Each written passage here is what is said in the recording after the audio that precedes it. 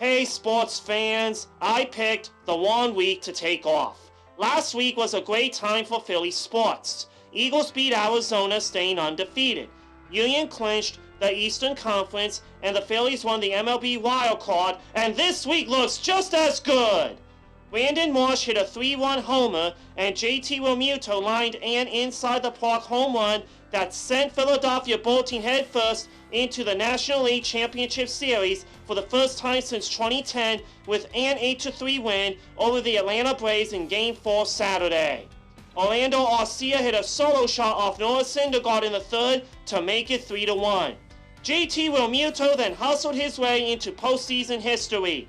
He connected to lead off the third inning against reliever Colin McHugh. The ball hit the angled portion of the wall beyond the reach of center fielder Michael Harris II, and the Kaloon rolled along the warning track toward right center. Ronald Acuna Jr. stood in right field watching the play and didn't start running toward the ball until Realmuto was well past first base. Realmuto, who runs extremely well for a catcher, made a headfirst slide into the plate, well ahead of the relay. The first inside-the-park home run for a catcher in postseason history. Bryce Harper hit a solo homer in the eighth, the second of the series, for the reigning NL MVP. Reliever Brad Hand was one of 6 Philadelphia pitchers and got the win. Final score, Phillies 8, Braves 3. Good luck to the Philadelphia Phillies in the National League Championship Series against the San Diego Padres. Tony DeAngelo added a goal and an assist, while Scott Laughton recorded a shorthanded tally for Philadelphia, who has opened the John Tortorella era with back-to-back home wins. Carter Hart stopped 27 shots in the win. Kyle Burrows and Connor Garland scored for the Canucks. DeAngelo had brought the Flyers back within 2-1 with a power play goal midway through the second, while Laughton converted on a shorthanded breakaway that beat Demko just inside the post.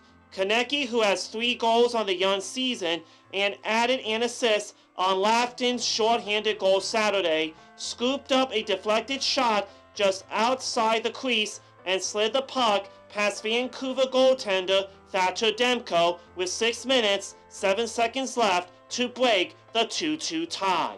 Final score, Flyers 3, Canucks 2. Good luck to the Philadelphia Flyers in their next game against the Florida Panthers on Wednesday. Adon Sayin threw for 3 touchdowns and 299 yards, and Pennsylvania was never threatened in a 34-14 win over Columbia on Saturday. The Quakers defense got Penn its first touchdown when 285-pound defensive tackle Micah Morse intercepted Joe Green at Columbia's 27 and rambled his way into the end zone for a 10-0 lead to close the first quarter. On the Lions' next drive, Ryan Young lost the ball at his own 13, and Penn's Kendron Smith recovered it. Sayin threw a 6-yard scoring pass to Julian Stokes 5 plays later.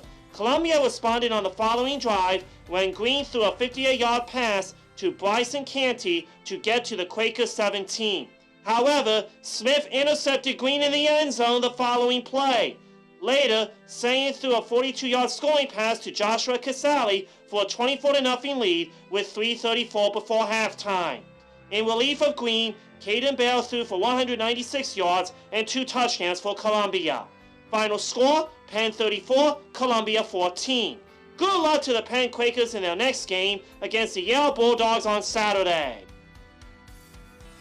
Eagles quarterback Jalen Hurts threw for 155 yards and 2 touchdowns. CJ Gardner-Johnson had 2 of Philadelphia's 3 interceptions of Cooper Rush, and the Eagles stayed undefeated with a 26-17 win over the Dallas Cowboys on Sunday night. The Eagles had converted 8 of 12 fourth down attempts coming into the game and kept the gambles rolling on their first scoring drive. Hurts connected with A.J. Brown on 4th and 3 for 11 yards. Then on 4th and 4 from the 10, the Eagles snailed Dallas in a neutral zone infraction for an automatic first down. Miles Sanders scored on a 5-yard touchdown run and a 7-0 lead. Hurts capitalized off the pick and hit Brown for a 15-yard touchdown and a 14-0 lead. Jake Elliott, who missed last week's game with a bad ankle, added field goals of 51 and 34 yards to make it 20-0. Elliott's second field goal came after Darius Slay intercepted Cooper Rush. Philly put the game away with an efficient drive that took up more than half the fourth quarter. The Eagles converted 3 third downs, and Hurts hit Devontae Smith for a 7-yard touchdown, improving to 6-0 for the first time since 2004. Final score, Eagles 27, Cowboys 16. Since the Eagles have a bye week, we will have to wait until October 30th for them to return to the field. Last week I went 2-4 in my picks. Ouch. Getting the Pats and Eagles right, I missed the Commanders, Bucks, Packers, and Chiefs. It's week 7 of the NFL season. Which teams will win on Thursday and Sunday? New Orleans Saints versus Arizona Cardinals. The Saints lost 30-26 to Cincinnati. The Cardinals lost 19-9 at Seattle. I have the New Orleans Saints winning in Arizona. Detroit Lions versus Dallas Cowboys. The Detroit Lions are coming off their bye week. The Cowboys lost at Philadelphia 26-17. Sorry, Cowboys fans, the Lions are going to take the W. Green Bay Packers versus Washington Commanders. The Pack lost 27-10 to the Jets. The Commanders won 12-7 at Chicago. I have the Green Bay Packers winning in Landover. Tampa Bay Buccaneers versus Carolina Panthers. Tampa Bay lost 20-18 at Pittsburgh. The Panthers lost 24-10 in Inglewood. I have the Tampa Bay Buccaneers winning in Charlotte. New York Giants versus Jacksonville Jaguars. Big Blue won 24-20 to Baltimore.